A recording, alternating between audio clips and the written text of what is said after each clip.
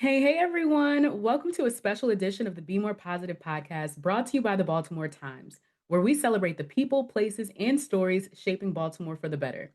I'm your host, Zarina, and today we're taking you inside one of the city's most unique culinary experiences. Voyages Chapter 8 at the National Aquarium is more than a dinner. It's an immersive celebration of Baltimore's food, culture, sustainability, conservation, and community. Joining me is Baltimore storyteller, content creator, and curator of the experience, Chyno, better known as the Baltimore Foodie. We discussed the inspiration behind the event, why he intentionally centered four talented Black women chefs at the helm of the event, and how the aquarium's marine life influenced the menu. We also talked about what he hopes guests will take away from this unforgettable evening. So, without further ado, let's dive into this conversation. How did the concept for Voyages Chapter 8 come together, and what inspired the idea of bringing Baltimore's culinary scene into the National Aquarium? Okay, perfect. So this chapter is chapter 8. It's entitled The Immersive Culinary Event. And that idea kind of came about. My love for the aquarium runs deep. I have been in love with the aquarium since my childhood, going on field trips to adulthood. And when I was awarded this residency, there was like this idea of what my identity was as a storyteller in the food space, and also what the identity of what a project looks like for a food content creator and a storyteller. And for me, the celebration of my nonstop love of Baltimore and my love of the aquarium, it only made sense to kind of marry those ideas and quite literally marry them. And it just and that kind of finding a format of how to bring in our culinary champions and how to tell their story, but also how to do it in a way that no matter what intrinsically celebrates the that Baltimore has for the aquarium and the passion that we have for what we eat and how we get our food. Absolutely. Well, I can tell you're super passionate about it. It's making me super excited for this Yeah, event. yeah, And I love that you've curated such a wonderful agenda packed with four talented Black women chefs. So, why was it yeah. important to center their voices and their talents in this experience? When I got this residency, there is, a lot of people do with their residencies what they will. You have the artistic ability to go in any direction that you so choose. And for me, as someone who was proudly raised and nurtured and helped become this person that I am by powerful Black women, it only felt right. But also, I think that Baltimore is in such a culinary renaissance that if we have moments to celebrate Black women, we should always celebrate Black women. And in the culinary space, we already know that a lot of minorities and micro minorities live second or third fiddle to other races and other people. So to have a moment to not only bring people that I know and love, that I've watched their culinary journeys, but to give them the opportunity to be pedestaled and raised up inside of a space that you don't typically see Black women chefs celebrated in the National Aquarium or on this national platform. If I am anything for Baltimore, I am a champion and cheerleader. And if I am that, then a champion and cheerleader for Black women first is what comes to mind for me always. Yes. Now, this is not one of the questions, but can you just give me a highlight of who the chefs are and where they've Absolutely, been? absolutely. So it's a star-studded cast. We juggle around the name of how I call them. I want them to receive all their accolades. So every time I Yes. talk to press, it's like the most awarded, the most thrilling, the best of the best. But we have one of my favorites. We have Amanda Mack. She is famous for her crab pies, but also famous for the way that she has catered in a lot of our larger spaces. She's been a juggernaut for Black women all around the country, and I think that it's one thing that I wanted is to mix up the notoriety of the chefs. So we have Amanda Mack, who you've seen her in Bon Appetit, you've seen her on television, you've seen her in magazines, and you know that she's this heavy hitter. But then you also have a cohort that worked with her, but that went on to travel into her own dreams, Chef Kiara. And Chef Kiara, who was at Rooted and also worked and learned and staged under Amanda, is a phenomenal pastry chef, but also she has this culinary drive that, like, I've worked around thousands and thousands of chefs. I count myself among some of the privileged that have been able to witness some of this greatness. And Kiara has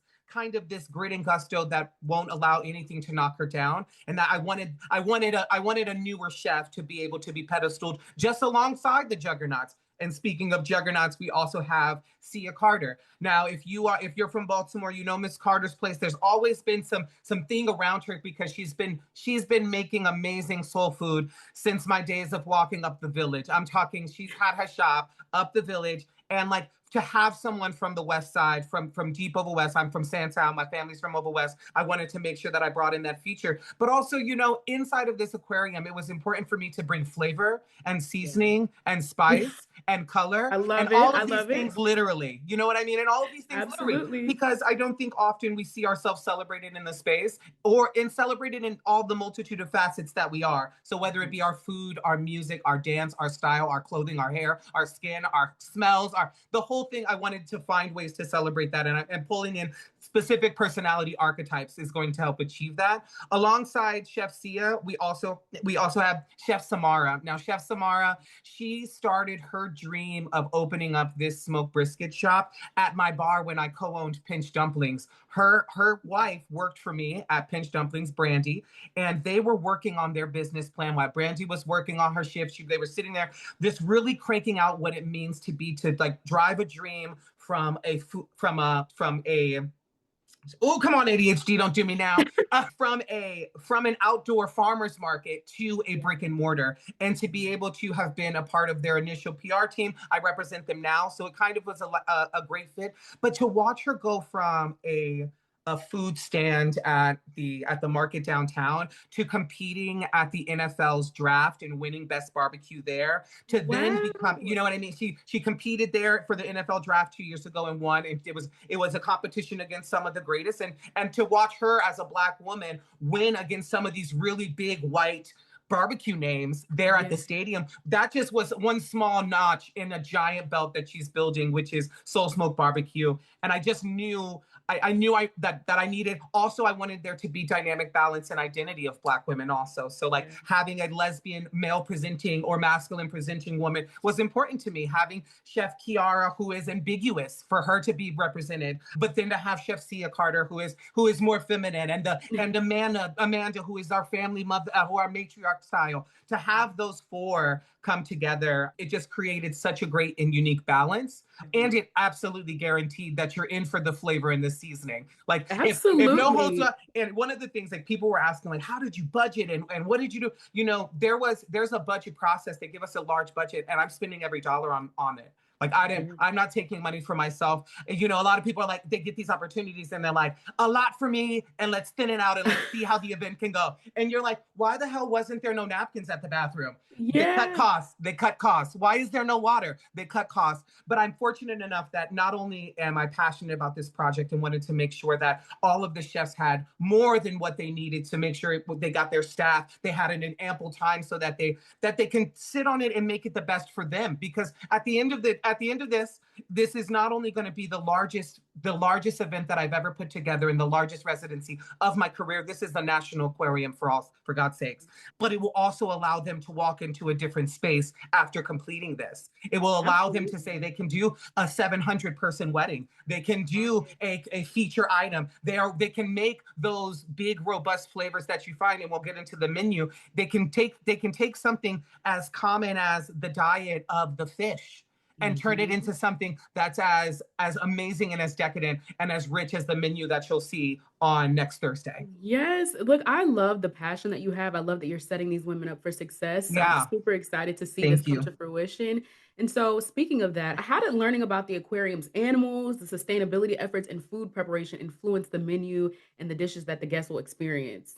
I mean, it totally influenced the menu. The menu is fully comprised off of the diets of the animals at the aquarium. What I wanted people to do is we partnered with my field of study is the blue food movement, and the blue food movement specifically talks about how we get our food, why we're deciding making these food choices, if where it comes from, how it's farmed, and how it gets onto our table. And with that in mind, knowing that we don't often think about the interconnectivity we have to the Chesapeake Bay and the animals that are in it. So after the end of this, everyone will walk past and they will be eating a course. Each course is set up in front of the exact animals that ate that exact meal that morning. but it's in a human and a James Beard way. So at the end, every single creature, human, water, flying, they would have all consumed the same exact meal from the same exact sustainably sourced farms, from the same exact spaces. And that alone proves this connection and this importance of making sure that we are sourcing things sustainably, and that we're thinking about our waterways more than just our crabs in the summer, more than just like we're Absolutely. thinking about it like, how are we going to help the bay, because we have severe invasivores like the snakehead, and we have blue catfish, and people are like, well, no, we need to eat more blue catfish, we need to eat more oysters, and we need to eat less crabs. And these kind of conversations don't necessarily happen unless we shove them down the throat. And this is, Absolutely. unless you're literally eating it.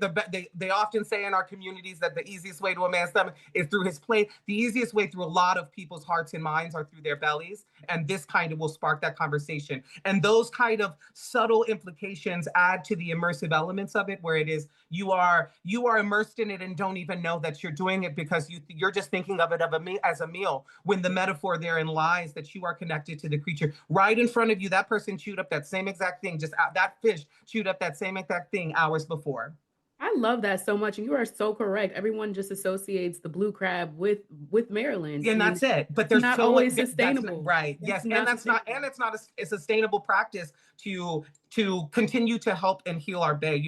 We are fortunate. I am fortunate enough to have pulled in a couple really big partners at the last minute. So we're partnered with the Oyster Recovery Project Ooh, and True Chesapeake. So both of them will be on hand. They will be giving out free oyster. We'll be giving out oysters as your first course when you walk through the wedding aisle. You will also be able to sign a memorial onto an oyster of someone you may have lost, and it will be planted into the Chesapeake Bay to help us clear and become a reef. So I love you will that. become a permanent fixture of Maryland's waterway if you write someone's name on that oyster. But Look big, at you. The yeah, personal touches are yeah, amazing. I love yeah. that. Yeah, I think one of the things that I wanted people to take away is that the pandemic was very, very hard for me, and I lost a lot of really, really amazing people that I loved, whether it be towards their own demise or just their fractured lives from having to put their Humpty Dumptys back together after the panorama, Yeah. at the panorama. But the place that saved me, because I was a solo person, and Yeah. the only place that I could like kind of found like warmth, because I couldn't be near people, was the aquarium. And I refell in love with the aquarium. And what I want people to realize when they go there and they experience it is that the aquarium is beyond taking our kids and our families. It's more than our field trips. It is a space. It is one of the best spaces in the whole country. Of all of the aquariums, I've been to the top four. This is number one. I And know that's in my right. experience, it's okay. I've been to top four, and this ain't three. This ain't two, three, or four. But I want people to re-fall in love so that they find a pride in it. I think people constantly argue a finance of the amenity of an aquarium, and Mhm. I often want to remind people that they just paid $20.99 for chicken nuggets that were Yeah. delivered on a bicycle flipped over with the cold sauce. So like Yes. you know what I mean? Like reminding people to place value, while we place value in the instant gratification of our food and things we want immediately. We should further put re-emphasize on our arts and on our museums and on our aquariums, because they need, and our public institutions, because they need our support and attention. And this is just one small event in a large scale of events that are happening in Baltimore, to kind of just re-emphasize that we are in this renaissance, and we should not waste it. So we are Absolutely. better together. We're all fighting for the same commonality. I think Baltimore constantly gets a misconception that we don't work well together, and that is totally untrue. And this is proof of that. I've pulled in so many partners and so many different bodies. We got Baltimore Magazine, Baltimore Weddings, to come and sponsor and donate all of the things from their wedding photo shoot, will be a part of the immersive event, which is like another huge element. I never thought that those people did, yeah, but you know what I mean? Showing up, Yeah. people, just different people showing up. Open Water showed up, and they're donating all of the water, so that it's just. And this event will be the first ever event at the aquarium that's zero waste. Oh. Zero That waste. is a big, Uh, come yes, on, zero get waste. into it. All compostable silverware and serving utensils. We will have a compost team that will be on hand separating as people consume, so that that process. I think people often don't reach for zero waste because it costs a lot of human equity. And this Absolutely. event, we put budgets aside to make sure that we're meeting that, making sure that It's people are paid and taken care of, but making sure that our carbon footprint is actually, we can't sit there and say, hey friends, we want you to think about sustainability and not actually practice it while we're teaching it. You know what I mean? So we made sure that absolutely. this will be the first event, and the hopes that it sets a precedence for how events can be done, and that it just, while it may take a little bit more finance and a little more resource, then do the work. Hello.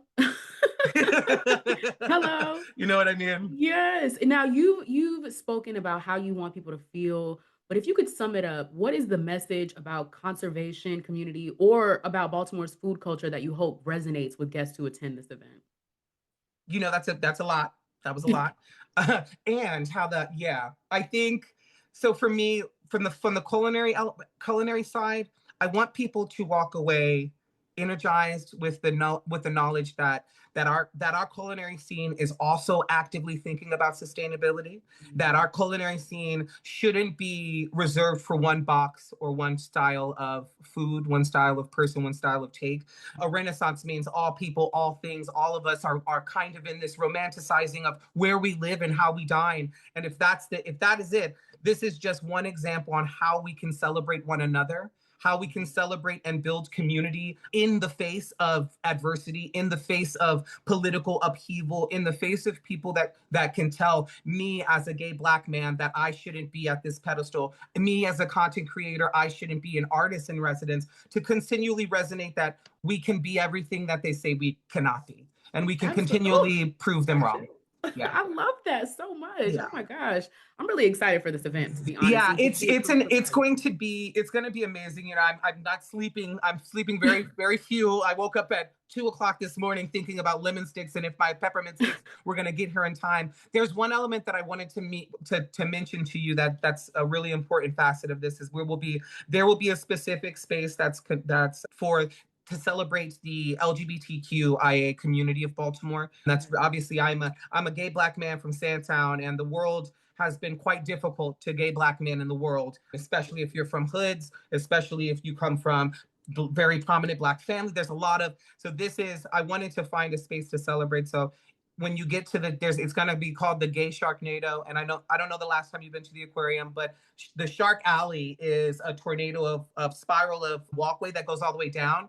That will be lit up in rainbow lights with a playlist curated by Kodik Couture, a trans DJ and queen of the underground here in Baltimore. She's curated me. I hired her to curate me a playlist that will play all the way down. But when you get up there, you'll meet a backdrop from Baltimore weddings of Mount Vernon's Washington Monument, where I live, where when I was growing up, I walked from Sandtown downtown and I said, I'm going to live right here. And I live right here. The monument's outside my window.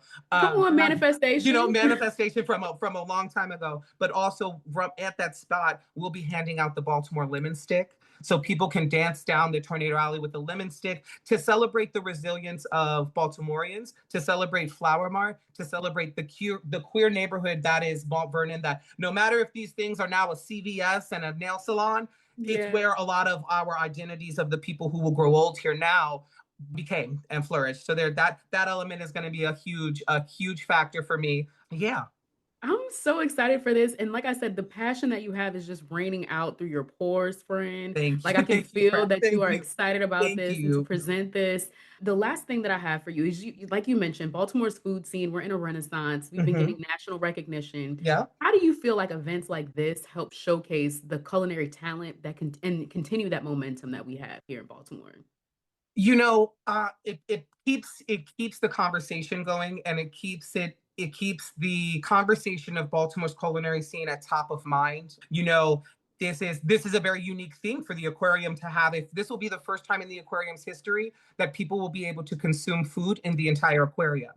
So like Wow. in its history, because so it's a huge thing, but it also proves that Baltimore continues to push the envelope on how we tell our food stories, which only with if this is only a small peg on a big wheel, it proves that we have so much more to show and that we cannot wait to show the world. Absolutely. Oh my gosh. Well, thank you so much for joining me today. Absolutely. How can we keep up with all the things that you have going on, learn more about this event, buy tickets if we haven't bought them? Okay. Let us know all the logistics. Absolutely. So if you're looking for tickets, you're going to visit aqua.org/voyages. And on that page, it's the landing page. It tells you all about my residency. You can learn who I've talked to, all of the 9 months of research that I did. But then there's a link there that gets you right over there to the tickets. If you're looking on more information about me, I'm Chyno, the Baltimore foodie on all social platforms, or the boy with the blue beard if you're looking for something a little less edible. Love that so much. Thank you again. I'm so Absolutely. excited for this. And like I said, your energy behind this is very, we can feel it. So I'm excited for this. Congratulations to you. And Thank hopefully, this is you. the first of many. This listen, if this only starts, I'll see you on the red carpet next year. That Well, that's right. Get into it. Well, part. thank you so much. I appreciate it. Awesome. Talk to you soon. Thank you. Ciao.